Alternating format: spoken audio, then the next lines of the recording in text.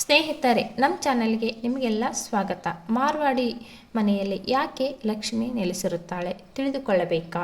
ಬನ್ನಿ ತಿಳಿದುಕೊಳ್ಳೋಣ. ಮಾರ್ವಾಡಿ ಜನರ ಮನೆಯಲ್ಲಿ ಲಕ್ಷ್ಮಿ ನೆಲೆಸಿರುವುದು ಗಂಟಿನ ರಹಸ್ಯವಿದೆ. ಮಾರ್ವಾಡಿ ಜನರು ಈ ಗಂಟಿನ ರಹಸ್ಯ ಹೇಳುವುದಿಲ್ಲ. ಮಾರ್ವಾಡಿ ಜನರ ಹತ್ತಿರ ಲಕ್ಷ್ಮಿ ಒಲಿಸಿಕೊಳ್ಳಲು ಬಹಳ ತರಹದ ಉಪಾಯಗಳಿವೆ. ನಮಗೂ ಮತ್ತು ಮಾರ್ವಾಡಿ ಜನರಿಗೂ ವ್ಯತ್ಯಾಸ ಏನೆಂದರೆ, ಲಕ್ಷ್ಮಿ ನೆಲೆಸಬೇಕೆಂದರೆ ಯಾವ ಪೂಜೆ ಮಾಡಬೇಕು, ಹೇಗೆ ಪೂಜೆ ಮಾಡಬೇಕು ಎಂಬ ಮಾಹಿತಿ ಇವರ ಹತ್ತಿರ ಇರುವುದಿಲ್ಲ. ಅದಕ್ಕಾಗಿ ಲಕ್ಷ್ಮಿ ನೆಲೆಸಿರುವುದಿಲ್ಲ. ಲಕ್ಷ್ಮಿ ಒಲಿಸಿಕೊಳ್ಳಲು ನಾನಾ ತರಹದ ಪದ್ಧತಿಗಳು ಮಾರ್ವಾಡಿ ಜನರಿಗೆ ಗೊತ್ತಿದೆ. ಅದಕ್ಕಾಗಿಯೇ ಅವರು ಶ್ರೀಮಂತರಾಗಿ ಇರುತ್ತಾರೆ. ಮಾರ್ವಾಡಿ ಜನರು ಹಣ ಎಲ್ಲೆಂದರಲ್ಲಿ ಖರ್ಚು ಮಾಡುವುದಿಲ್ಲ. ಹಣವನ್ನು ಆದಷ್ಟು ಕೂಡಿಸಿ ಇಡುತ್ತಾರೆ. ಮಾರ್ವಾಡಿ ಜನರು ತಮ್ಮ ತಮ್ಮ ಮಂದಿಯನ್ನು ಬಹಳನೇ ಪ್ರೋತ್ಸಾಹಿಸುತ್ತಾರೆ. ಮಾರ್ವಾಡಿ ಜನರ ಮನೆಗಳಲ್ಲಿ ಗಂಟು ಕಟ್ಟಿ ರಹಸ್ಯವಾದ ಜಾಗದಲ್ಲಿ ಇಡುತ್ತಾರೆ. ಇದರಿಂದ ಅವರ ಮನೆಯಲ್ಲಿ ಲಕ್ಷ್ಮಿ ನೆಲೆಸುತ್ತಾಳೆ. ಮಾರ್ವಾಡಿ ಜನರು ಕಂಡ ವಸ್ತುಗಳು ಖರೀದಿ ಮಾಡುವುದಿಲ್ಲ. ಮಾರ್ವಾಡಿ ಜನರು ಹಣವನ್ನು ಡಬಲ್ ಆಗೋದರ ಬಗ್ಗೆ ಯೋಚನೆ ಮಾಡಿ ಇನ್ವೆಸ್ಟ್ ಮಾಡುತ್ತಾರೆ.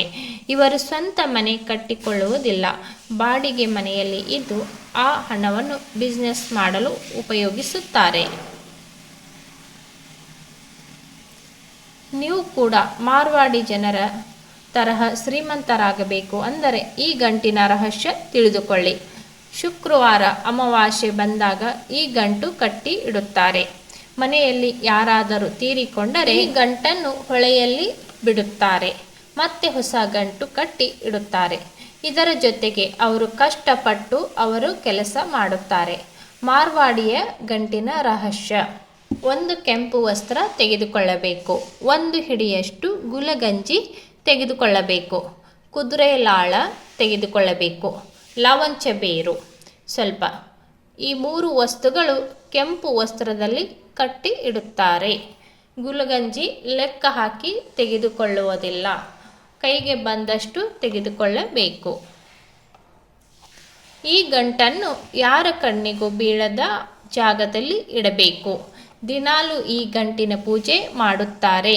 ಮತ್ತೆ ಅದೇ ಜಾಗದಲ್ಲಿ ಇಡುತ್ತಾರೆ.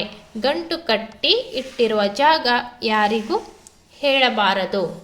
ಈ ಕೆಲಸ ಶ್ರಾವಣ ಮಾಸದ ಶುಕ್ರವಾರ ಗಂಟು ಕಟ್ಟಿ ಇಡಬಹುದು.